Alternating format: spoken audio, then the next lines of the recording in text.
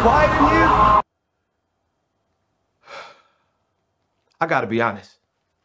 It's easy to think about peace as a bubble. Ignoring the world so that you can chill out and get a little you time. Or maybe you think of peace as a simple agreement. You do your thing, I do mine.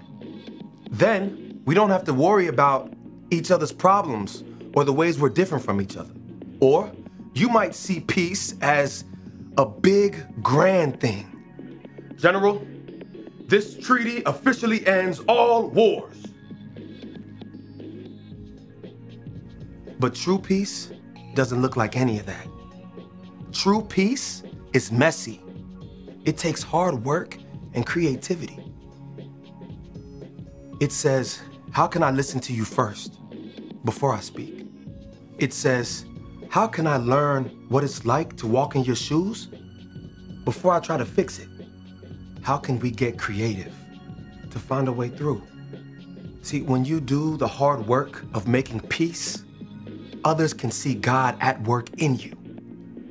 That's why making peace is an amazing way to worship God with your life. Because worship, it's about more than just singing loud. It's all about living loud.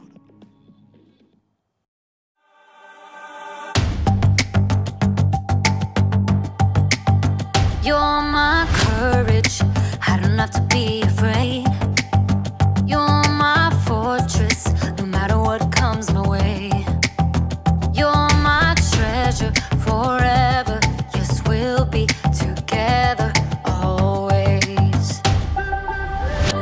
Even when the days get harder, I know you'll rescue me. Even when the sky is darker, I know you'll bring me peace. You are my strength, you are my savior.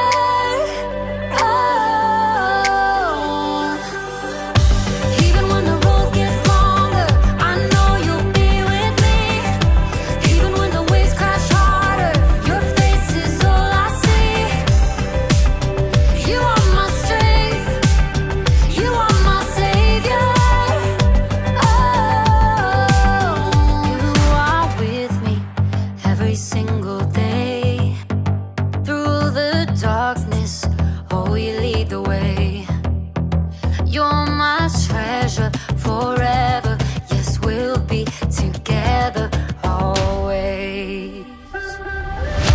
Even when the days get harder, I know you'll rescue me. Even when the sky is darker, I know you'll bring me peace. You are my strength, you are my savior. Even when the road gets longer,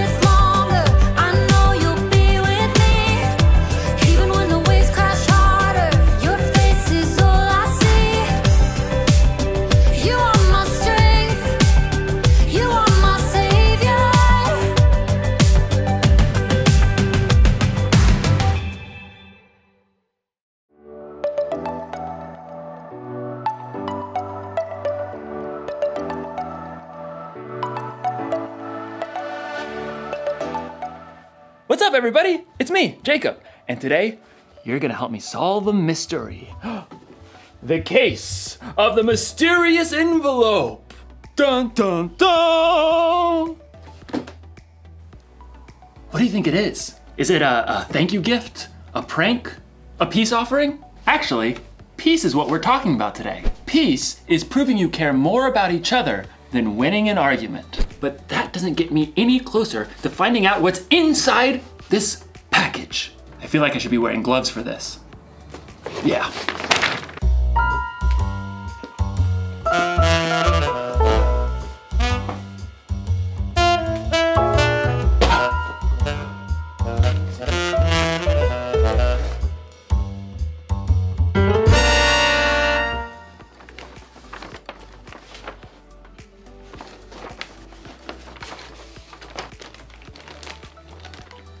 Monkey bridge?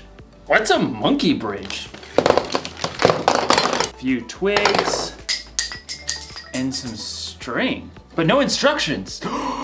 Another mystery. Dun dun dun! I mean, clearly this is a bridge building kit.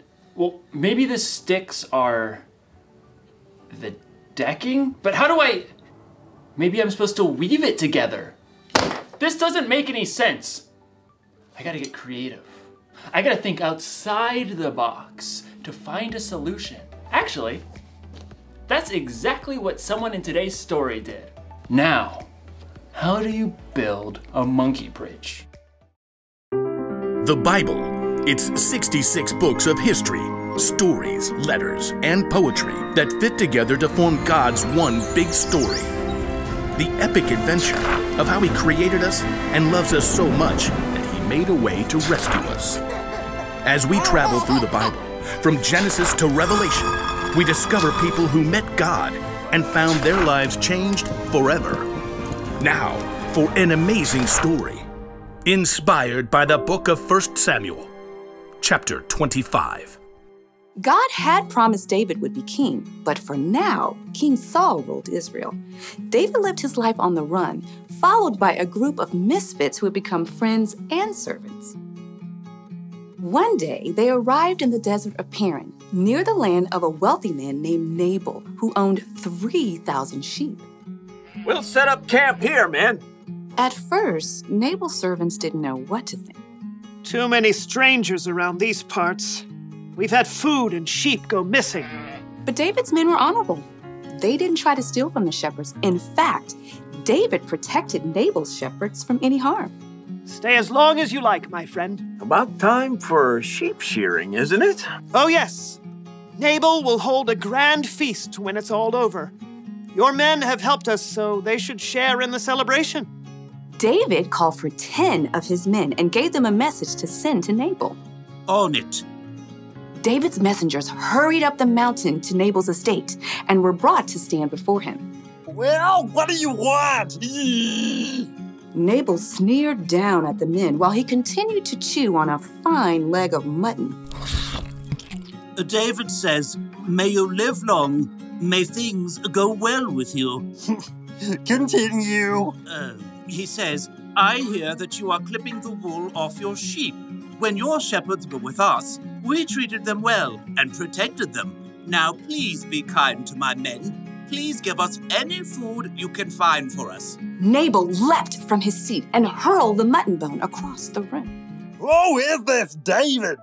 Probably a runaway servant. Why should I give bread and meat to a nobody? And his men who come from who knows where. David's men returned to camp and delivered the news. Oh, no, he didn't. Oh, yes, he did. Men, put on your swords. We'll make Nabal wish he hadn't. At no time at all, David and 400 of his men were marching up the mountain to confront Nabal. It seemed there was no stopping a battle. But Nabal's wife, Abigail, was far wiser than her husband. A servant told her what he had done. David sent messengers asking for food, but Nabal shouted and was rude to them. Go on. The whole time we were near them, David's men were good to us. They were like a wall, keeping us safe. You've got to do something now, or terrible trouble will come. There's no time to waste. Abigail quickly directed her servants to gather supplies and put them on donkeys. 200 loaves of bread? Check. 5 sheep. Check. 1 bushel of cooked grain. Check. 100 cakes of raisins and 200 cakes of figs. Check. And check. Well, you go on ahead. I'll follow. The donkeys, loaded with good food, started down the mountain. Abigail got on her donkey and followed. From the valley, David and his men were approaching. Everything we've done has been worthless. I watched over this fellow's property, but he's paid me back evil for good. We'll wipe him out. As David's anger grew, though, he spotted something along the path. A pack of donkeys. What's this? Well, it looks like they're carrying something. Food for a feast, I'd say. Behind the pack of donkeys, Abigail prepared for what lay ahead.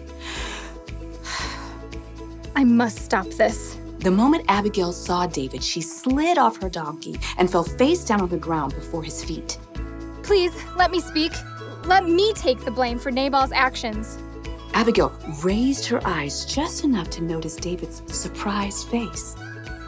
He nodded. Don't pay attention to Nabal. He's always doing foolish things. I'm sorry I didn't get to see your messengers, but I've brought a gift for you. Right now, the Lord has kept you from killing Nabal and his men. Let the Lord deal with your enemies. Abigail rose to her feet. David and his men listened, surprised by the strength of her message. You fight the Lord's battles, so he will give your family line a kingdom that will last. He'll make you ruler of Israel. And when he does, you won't have a heavy load on your mind about killing people with no reason. The Lord will give you success. When that happens, please remember me. Abigail took a deep breath and waited. David smiled. Give praise to the Lord. He sent you to find me. May he bless you for this. You have kept me from using my own hands to get even. David's men unloaded the food that Abigail had brought. Go home in peace.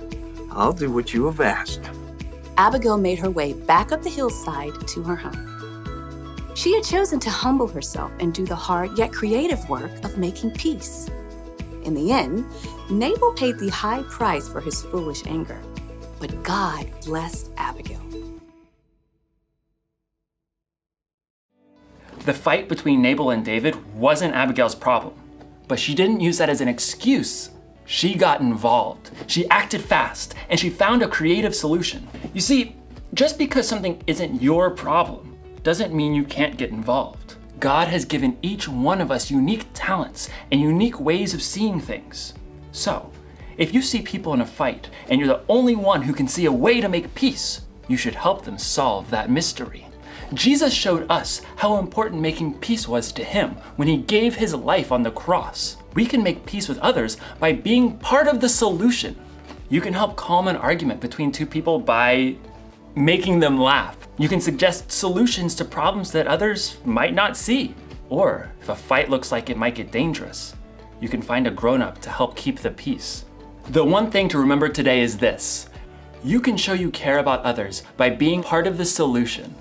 So this week, be on the lookout for creative ways to build bridges between people in your small part of the world. I'm gonna have to get pretty creative myself. Here's what the bridge is supposed to look like. Mystery solved. You know, if that bridge was full-sized, I could cross an entire canyon on that one thin little rope. But first I'd need to solve my fear of heights problem. Dun dun dun! I'll see you next time.